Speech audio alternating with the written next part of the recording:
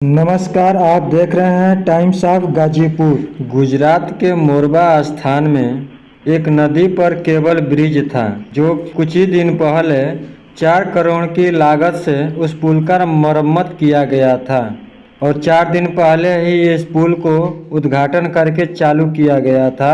जो पुल 4 करोड़ की मरम्मत करने वाली वह पुल 400 लोगों की भार थाम नहीं सकी और कितने घरों को सूना कर दिया, जिसमें मरने वालों की संख्या 134 से 140 बताई जा रही है और 100 से ज़्यादा लोग घायल हुए हैं जो हॉस्पिटल में भर्ती हो चुके हैं और बाकी लोगों को निकालने के लिए रेस्क्यू अभी किया जा रहा है। यह फुटेज सीसीटीवी का है जिसे आप देख पा रहे हैं। लोग कितने इस पर आनंदित हो रहे हैं और मज़े ले रहे हैं, लेकिन क्या पता कि यह खुशी तुरंत ही मातम में बदलने वाली है और कितने लोग घर नहीं जाने वाले हैं जिनकी डेड बॉडी घर ही पहुंचने वाली है।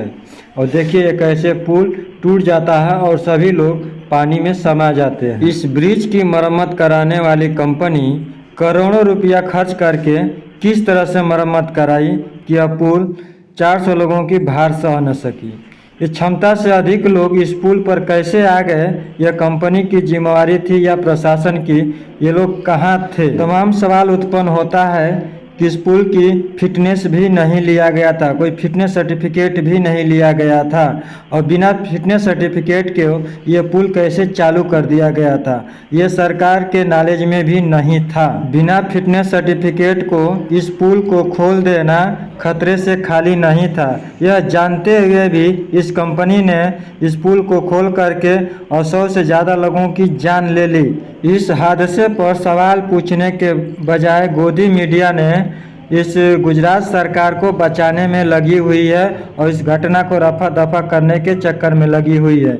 अब तक कोई गोदी मीडिया ने इस पर कोई सवाल नहीं पूछ पाई है। इतनी लापरवाही बरतने वाली कंपनी को कैसे यह ठेका मिल गया? क्या इस कंपनी का बैकग्राउंड अच्छा है या राजनीतिक माहौल के चलते इस कंपनी को ठेका मिला? इस विषय पर आप क्या कहना चाहते हैं कमेंट बॉक्स में अवश्य लिखिए और इस चैनल पर नए हैं तो इस चैनल को सब्सक्राइब कीजिए और बेल आइकन की घंटी अवश्य दबाइए।